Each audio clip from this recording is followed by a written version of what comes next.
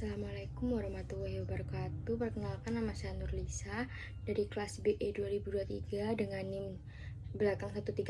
Di sini saya akan menjelaskan dan mempresentasikan mengenai proposal analisis perubahan suhu dan iklim, implikasi dari polusi udara yang berdampak dalam kehidupan masyarakat Surabaya untuk tugas bahasa Indonesia dengan dosen pengampu Ibu Riri.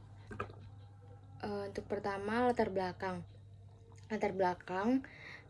Surabaya yang merupakan salah satu kota besar di Indonesia, yang berarti memiliki banyak sumber daya alam yang dapat dimanfaatkan dan luas wilayahnya, yang menjadikan jumlah penduduk yang banyak dan padat.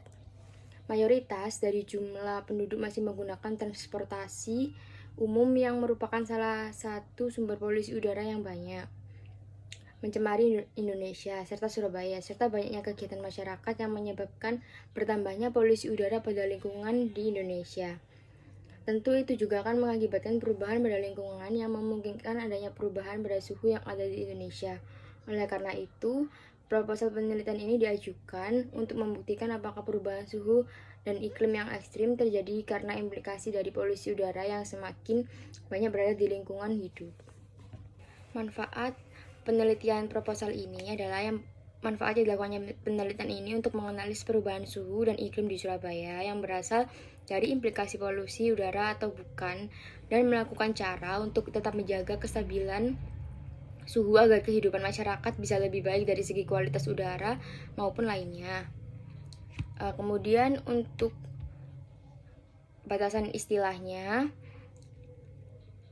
ada 3 batasan istilah. Yang pertama, luas lingkup penelitian pengamatan hanya di Surabaya. Yang kedua, faktor yang diamati adalah suhu, iklim, dan polusi udara. Yang ketiga, hasil yang didapat berhubungan dengan kehidupan masyarakat di Indonesia. Tinjauan pustaka terdiri dari penelitian yang terdahulu yang relevan dan landasan teori. Untuk penelitian terdahulu yang relevan, yang pertama ada judul penelitian analisis perubahan suhu lingkungan terhadap kualitas hidup masyarakat Desa Sumorame dengan peneliti yaitu Hildatul Zana dan Sudarti, yang mendapatkan hasil penelitian data yang diperoleh ketika pukul 5 sampai 6 WIB diperoleh suhu paling rendah yaitu 25 sampai 26, suhu optimum untuk masyarakat.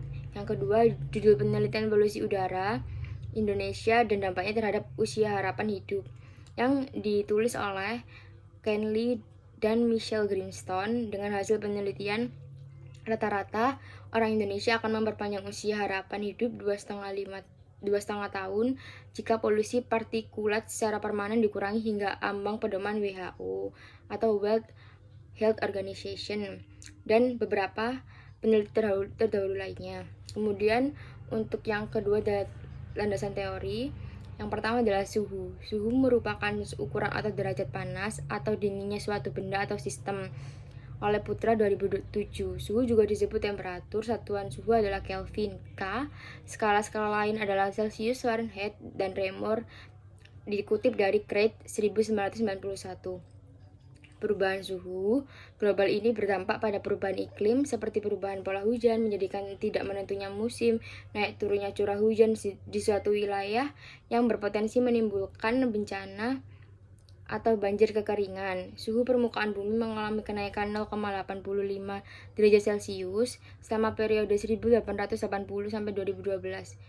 Dikutip dari IPCC 2014. Sedangkan untuk wilayah Indonesia mengalami kenaikan suhu berkisar 0,8 derajat atau 100 tahun, dikutip oleh Bappenas 2014. Iklim dapat didefinisikan sebagai kondisi rata-rata suhu udara, curah hujan, tekanan udara, arah angin, kelembapan udara, dan parameter iklim lainnya dalam jangka waktu yang panjang.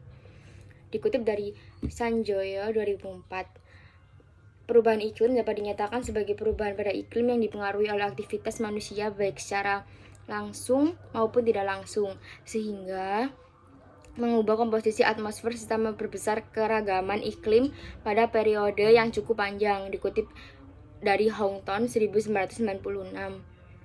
Faktor-faktor iklim yang menjadi indikator perubahan iklim seperti suhu, curah hujan, dan kenaikan panas muka air laut. Di Indonesia, faktor utama yang mengidentifikasi perubahan iklim adalah suhu dan curah hujan yang diukur dari pola dan intensitasnya. Dikutip dari Aldrian Budiman dan Mimin Karmini 2011. Indikasi perubahan iklim dapat dilakukan dengan analisis deret waktu yang dapat memberikan informasi kecenderungan perubahan analisis siklus atau pergeseran di sekitar rata-rata dalam jangka panjang. Untuk berikutnya yaitu polusi udara. Polusi udara merupakan hasil dari proses buangan yang dihasilkan dari aktivitas manusia dalam memenuhi kebutuhannya dari sektor produksi maupun sektor transportasi. Dikutip dari Rosida 2016. Polusi udara atau pencemaran udara merupakan kontaminasi udara pada atmosfer yang diakibatkan karena gas, cairan, atau limbah padat yang dapat mempengaruhi kesehatan manusia dan biosfer, mengurangi visibilitas dan dapat merusak material.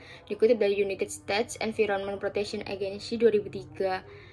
Salah satu teknologi yang menyebabkan pencemaran udara adalah kendaraan bermotor. Sebagai salah satu sarana transportasi dan mobilitas manusia, sebagian besar polusi udara 70% disebabkan oleh kegiatan transportasi. Inversi suhu terhadap polusi udara. Inversi suhu dapat mengakibatkan masalah polusi yang serius, bukan karena merupakan polusi, tetapi karena dapat menyebabkan polutan terkumpul di dalam atmosfer yang lebih rendah dan tidak menyebar. Kadang-kadang pola gerakan udara yang normal terganggu jika suatu lapisan udara dingin, misalnya dari laut, mengalir ke dalam lapisan yang rendah dan menggantikan udara yang lebih hangat sampai lapisan berikut di atasnya. Jika hal ini terjadi, suhu udara akan menurun dari permukaan bumi sampai lapisan tertentu, misalnya 1500 atau 300 feet. Keadaan normal ini kemudian digantikan dengan keadaan yang tidak normal, di mana suhu udara misalnya dari 300 feet sampai 500 atau 600 feet naik secara berlapis. Di atas lapisan ini, keadaan suhu tetap normal, yaitu suhu akan menurun dengan semakin tingginya lapisan atmosfer. Suhu pada lapisan tersebut disebut lapisan inversi. Kemudian untuk selanjutnya yaitu kondisi dan keadaan lingkungan serta wilayah Indonesia. Di wilayah tropis, kenaikan suhu udara diikuti dengan peningkatan intensitas curah hujan akibat dari tingginya penguapan di laut. Dikutip dari Coe et al. 2009, Head and Shoulder 2006. Indonesia yang merupakan negara kepulauan termasuk salah satu negara yang sangat rentan terkena dampak perubahan iklim. Mengingat negara Indonesia adalah negara kepulauan dengan laut yang sangat luas. Salah satu pulau yang terdapat di Indonesia serta memiliki peran yang cukup penting adalah Pulau Jawa. Selain sebagai tempat ibu kota Indonesia atau Jakarta, Pulau Jawa memiliki jumlah penduduk yang besar dan merupakan kawasan ekonomi yang penting. Sering meningkatnya sektor industri dan pertumbuhan penduduk, hal tersebut berpotensi menimbulkan dampak kepada lingkungan baik langsung maupun tidak langsung, terutama dalam kondisi wilayah Surabaya, kota Surabaya sendiri. Untuk selanjutnya yaitu mengenai dampak polusi udara. Pencemaran udara atau polusi udara karena partikel debu biasanya menyebabkan penyakit kronis seperti bronkitis kronis, emfisema paru, asma bronkial, dan bahkan kanker paru. Dimulai dari iritasi saluran pernafasan, iritasi mata, dan alergi kulit sampai pada timbulnya tumbuhan atau kanker paru. Gangguan kesehatan yang disebabkan oleh pencemaran udara dengan sendirinya mempengaruhi daya kerja seseorang, yang berakibat turunnya nilai produktivitas serta mengakibatkan kerugian ekonomis pada jangka panjang dan timbulnya permasalahan sosial, ekonomi keluarga, dan masyarakat. Dampak buruk polusi udara bagi kesehatan manusia tidak dapat dibantah lagi, baik polusi udara yang terjadi di alam bebas atau odor pollution, atau polusi yang terjadi di dalam ruangan atau indoor air pollution. Polusi yang terjadi di luar ruangan terjadi karena pencemaran yang berasal dari industri, transportasi, sementara polusi yang terjadi di dalam ruangan berasal dari asap rokok dan gangguan sirkulasi udara. Konsentrasi polusi udara memiliki hubungan yang erat dengan jumlah kematian pada semua penyakit pernafasan dan ischemic heart disease atau IHD, dikutip dari Wong et al. 2002. Kemudian untuk selanjutnya adalah pengendalian polusi udara. Langkah pertama adalah pengelolaan pencemaran udara adalah dengan melakukan pengkajian atau identifikasi mengenal macam sumber, model, dan pola penyebaran serta pengaruh atau dampaknya. Sumber pencemaran udara yang sering dikenal sebagai sumber emisi adalah tempat di mana pencemaran udara mulai dipancarkan ke udara. Upaya teknologi pengendalian pencemaran udara dapat dilakukan dengan pertama, pengendalian pada sumbernya. 59 pengendalian pada sumbernya yaitu pengendalian pencemaran debu atau partikel, pengendalian gas, dan pengelolaan buangan kendaraan bermotor. Yang kedua, pengendalian lingkungan. Suatu teknologi pengendalian pencemaran umumnya terkait dengan peraturan tentang baku dan mutu pencemaran, sehingga pemilihan alternatif dari bentuk teknologi pengendalian pencemaran tergantung pula dari ketat atau tidaknya peraturan. Dalam proposal ini, saya menggunakan dua jenis penelitian. Untuk jenis penelitian yang pertama, yaitu proposal saya menggunakan jenis rancangan penelitian deskriptif, karena saya akan melakukan pengamatan penelitian secara langsung dalam beberapa hari dengan mengukur suhu dan mengamati iklim, aktivitas, dan jumlah masyarakat sekitar di Surabaya. Yang kedua, jenis penelitiannya saya menggunakan jenis penelitian dengan metode kualitatif, di mana saya akan melakukan survei atau kuesioner secara online kepada teman, keluarga, dan orang sekitar saya terkait topik yang saya angkat untuk mendapatkan data yang fakta dan akurat. Penelitian ini saya sebagai penulis menggunakan pendekatan kualitatif. Saya memilih jenis pendekatan ini karena adanya perimbangan, yaitu menyesuaikan metode kualitatif lebih mudah jika berhadapan langsung dengan kenyataan yang.